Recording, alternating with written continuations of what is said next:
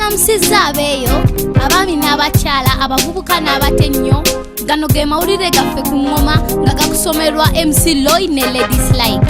Tuula, kalira, wuliriza, nyumira amawulire. Kwabadde kubinyuka amasejjere ku streets e Burkina Faso. President Koprarayo yakifuye mu ngombe oluvannyuma lw'okumala emyaka 27 mu ntebe bwe yagezezzaako okukyusa mu ssemateeka okweyongeza ekisanja. Abantu ne bakyankalana nga kyenkana babumbujja okutemya n'okuzibula nga boolekedde ku street ekyabaviiriddeko n'okwokya ekizimbe kya paalamenti. Buli omu yakyenyigiddemu awatali kusaaga nga kwotadde abayizi abafumbi ne bapuliida. Abajeesa abampi n'abawanvu baayunguddwa okulaba nga batabaganya embeera lusibira mu bbwa. Eyalondeddwa ye Kolonero Zida eyasuubizza enkyukakyuka n'ebirungi enkuyanja. Okutuusa nga lino eggwanga lironda mu nkola ya dimokirasiya, bakalabalaba beebuuza oba yenna entandikwa y'obufuzi obwefaananyirizaako obw'Ebulaaya. Paul Biya owa Cameroon yakafugira emyaka 39 gyokka, owa Angola n'owa Equatorial Guinea bakafugira emyaka 35 gyokka. Obwavu n'abafuzi b'obulugu be baleeta ebizibu mu ggwanga. Okulinnya kw'emisolo, ebbula ly'emirimu n'enjala bikoze kinene okutabangula eggwanga. Okukyusa omukulembeze si kwe kukyusa eggwanga oba amagye okweddiza obuyinza oluvannyuma lw'okuwamba. Nga we gwali mu Egypt sisuubira oba kyabayamba katusabe Burkina Faso ensi ejjudde zaabu okuba nga bafuna okulonda okubasaana. Amawanga gasinga gaagala emirembe, buli ggwanga mu nsi lyonna lyagala obwetwaze. Omusasi waffe Survivor kaaga kutuuseeko. Zambia yakuze emyaka 5 ejyameefuga ng'omukulembeze wayo agenze kumujjanjaba bunaayira. President Michael Sata yafiira mu ddwaliro e London oluvannyuma okuziika kwa Novemba nga 11 mu Lusaka.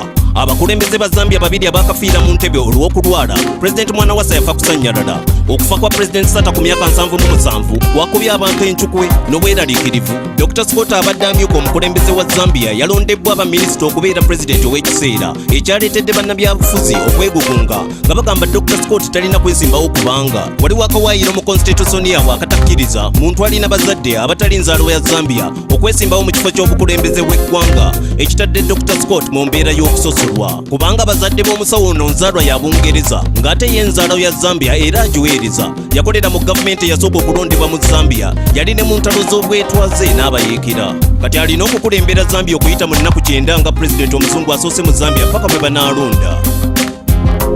Weebale nnyo Survivor ogatutuusaako.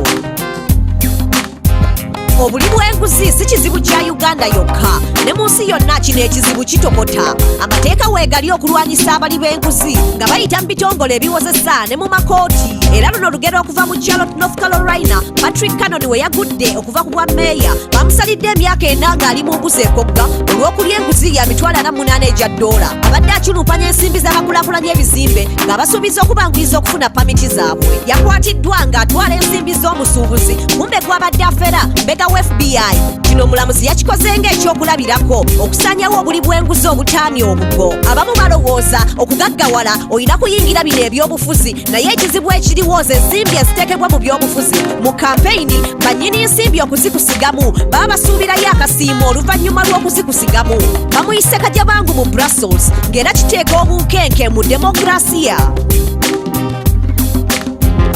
Ebyobuwangwa, ati, firimu, omuziki n'ebyemikono bye bimu ku byewuunyo by'ekibuga biyamba okutondawo emirimu n'okukulaakulanya ekibuga era n'okuleeta essanyu n'ettutumu mu bibuga nga Nigeria. Bataddemu akawumbi ka $1 okwongera omutindo n'okutumbula omuziki ne firimu eby'omutindo. Ennaku zino ensi yonna emanyi ba P-Square kwogatta n'okulaba firimu z'ebinigeria. UNESCO yatongozza enkolagana y'ebibuga ebiyiiya. Ebibuga 4 mu kimu bye byegasseeko mu kuyiiya. Nga bali ku mulamwa gw'okutumbula ebyobuwangwa, embeera za bulijjo n'okukulaakulanya eggwanga.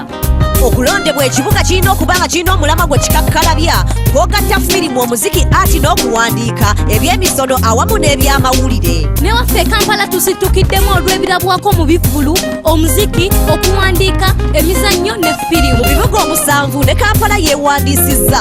Iowa, Dublin, Edinburgh, Melbourne nabo beewandiisizza. Okusaba kwaffe kwakuddibwamu mu 2015 ng'era keekadde twongere mu bukodyo n'abawandiisi okutumbula ebitone by'abawandiisi mu nsi n'ensi. Mu bibuga ebiyiiya mu UNESCO, Uganda ejja kuba mu namba 42.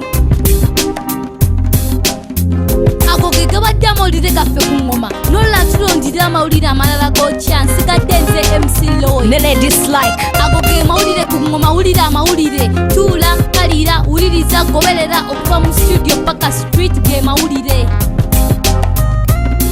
goberera engoma goberera engoma goberera engoma goberera engoma goberera engoma goberera engoma goberera engoma goberera engoma